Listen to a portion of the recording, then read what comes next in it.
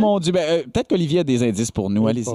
Oui, pour la chronique sans tambour ni trompette, cette semaine, j'ai décidé de suivre ce qui s'est dit dans nos médias autour de l'élection américaine. C'est assez compliqué, mais heureusement, notre ami Pierre-Yves McSween s'est pris pour Mario Dumont. Il nous a offert une belle analogie pour que les néophytes comme vous, Jean-Sébastien, comprennent bien. Oui, vous êtes un niaiseux, moi. Un niaiseux. Comprennent bien comment ça fonctionne. Il a comparé une élection à de la fondue chinoise, une analogie de laquelle M. Trump se serait sûrement méfié par le simple fait que la fondue, elle est chinoise. On écoute. La fondue est une excellente analogie avec les élections.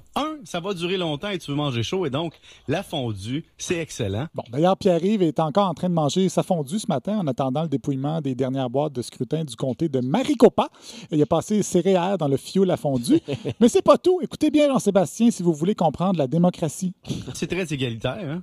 L'électorat, tout le monde, le vote est le même. On fait cuire nos propres choses. La sauce peut représenter une analogie. Tu sais, t'as la sauce que personne ne prend jamais, là, ketchup, mayonnaise, mais qui est toujours là. Ça, c'est comme les partis qui sont là à chaque élection, mais qui gagnent pas. Oui, c'est pour ça que Québec solidaire a un petit goût de suri. Puis en plus, tu peux faire des prédictions avec ta fondue.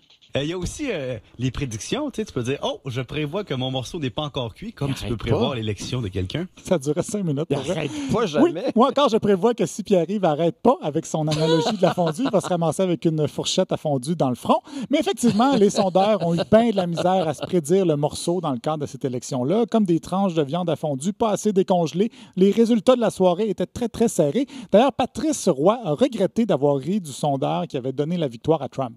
Faisait rire de lui par tous vos amis analystes de la planète. Rire de lui. On le regardait de haut en disant, tu sais pas ce que tu fais, pauvre con. Mais attendons. Bon, finalement, le pauvre con était aussi un petit peu dans le champ. Et de l'autre côté, M. Léger, un poids lourd dans le nom du sondage, essayait d'analyser la situation tant bien que mal. M. Trump a plus de résilience que prévu dans l'État du Sud. On va voir si ça se répercute dans le Far West, si ça se répercute dans le Nord. Finalement, ça s'est plus ou moins répercuté.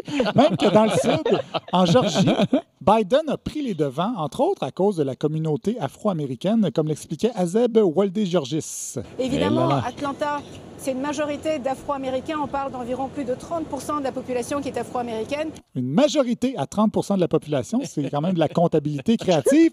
Mais moi, je ne m'obstinerai pas avec Mme Waldé-Georgis parce que, comme Raphaël Jacob l'a dit hier à RDI... C'est rarement arrivé que quelqu'un refuse la défaite à ce point-là. Absolument. Premièrement, peut-être pour enchérir sur ce qu'Elisabeth a dit, j'ai été marié assez longtemps pour savoir que c'est rarement une bonne idée de s'obstiner avec une femme intelligente. Elle a, et je veux lui donner raison sur son dernier point. J'ai dit ça. Ça, c'est bien vrai. Mais c'est pas faux, parce que moi, je suis avec une femme beaucoup plus intelligente que moi, et c'est pour ça que je me suis résolu à faire pipi assis. Oui, j'ai dit ça. Voyons donc. Reste que Biden... Faites pas ça pour vrai, j'espère. Non. Reste que Biden... Mais c'est bon faire pipi assis. Vous le savez que c'est très bon pour la prostate. Hein? C'est pas des blagues, ça. Non, une autre affaire. Ben voyons, vous qui êtes... mais c'est pas une blague, ce que je dis, là. C'est extrêmement plus... ouais, c'est pour la prostate. C'est quelque chose Oui, c'est plus... Enfin, quoi, continue, donc. Vous avez l'air d'une prostate, vous. Reste que Biden sera le prochain président. C'est un peu inquiétant, considérant que c'est un monsieur assez confus. Le jour du vote, il a confondu sa petite fille avec son fils décédé. En même temps, moi, ma blonde me confond souvent avec quelqu'un de décédé aussi. C'est des choses qui arrivent. Mais avec l'âge vient l'expérience. Comme l'a dit l'avocat François Vigeant à la radio de Cogeco Trois-Rivières, être expérimenté, par contre, c'est pas suffisant comme qualité pour être président. Joe Biden, qui est quand même un politicien d'expérience, fait quand même longtemps, là. Il est si pas bon que ça, selon toi? Moi, ma cafetière a bien de l'expérience, là. Je l'ai depuis 40 ans, mais ça veut pas dire qu'elle est efficace. Donc, après la fondue, la cafetière, une autre belle analogie. Là. Une autre affaire qui tient pas à route. De toute façon, je sais pas si je me fierais à un gars qui a la même cafetière pas efficace depuis 40 ans, mais qui la garde quand même. Sinon, pendant la nuit, les gens avaient dénoncé les manœuvres de Trump qui disaient qu'il avait gagné et que tout ça n'était qu'une vaste fraude. Ça a bien fâché le comédien Stéphane Roy, qui même s'il n'est pas un fan de Trump, trouve que les médias sont biaisés. Biden, il déclare qu'il est gagnant. Il fait une sortie, il déclare qu'il est gagnant. Il dit qu'on va gagner cette chose-là. Trump fait la même chose une heure après, à peu près. Là, et il dit je déclare que je vais gagner, blabla. Et là, tout le monde, qu'est-ce qu'ils font les médias? Ils retombent dans leur vieux pattern. Ils disent juste Trump a osé se déclarer gagnant. Mais Biden venait de faire la même chose une heure avant.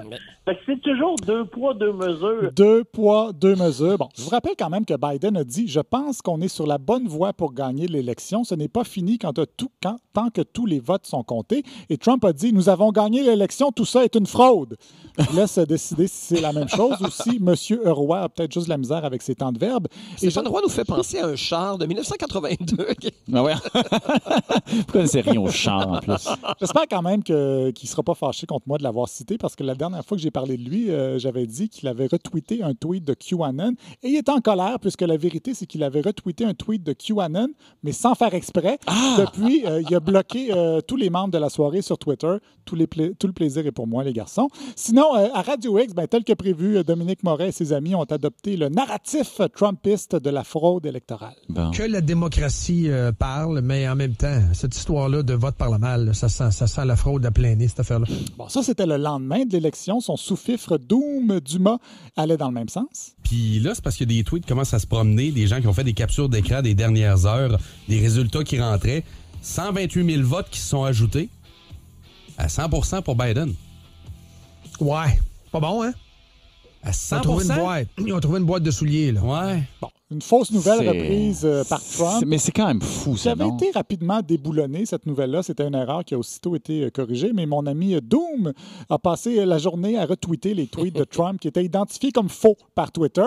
Éric Duhem aussi, d'ailleurs, voyait dans le vote par la poste une vaste fraude. Doom, c'est-tu quelqu'un qui se promenait sur la rue et qui achetait un bulletin de vote dans les quartiers pauvres? C'est-tu... Je veux dire, il y en a eu plein d'histoires, Éric. Ça ouvre la porte à de la méga fraude. Bon, évidemment, tout ça est faux. Il n'y a pas eu plein d'histoires. C'est absolument n'importe quoi. Et c'est un des éléments du Trumpisme qu'ont adopté nos polémistes de sous-sol. Dire que quelque chose est vrai jusqu'à ce qu'on ait la preuve que c'est faux. Et quand on a la preuve, continuer de dire que c'est vrai.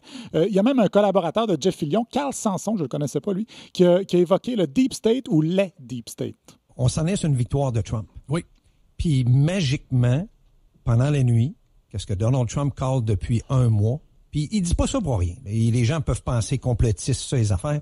Il y avait des preuves, il y a un establishment qui est très, très solide. On a Denis de Beautiful qui travaille avec nous autres. Oui, Denis va être avec nous autres tantôt. Qui nous explique ça très, très bien. Il y a des deep states, il y a des États démocrates. Il y a des États démocrates que toute l'organisation au complet est démocrate depuis des décennies. Si Denis de Beautiful le dit, Jean-Philippe, je pense que ça clôt le débat. Alors voilà, comme moi je dis souvent, une élection, c'est comme une fondue, c'est une fois aux 4 ans et c'est toujours assez décevant. Quel beau résumé, n'est-ce pas? Bravo!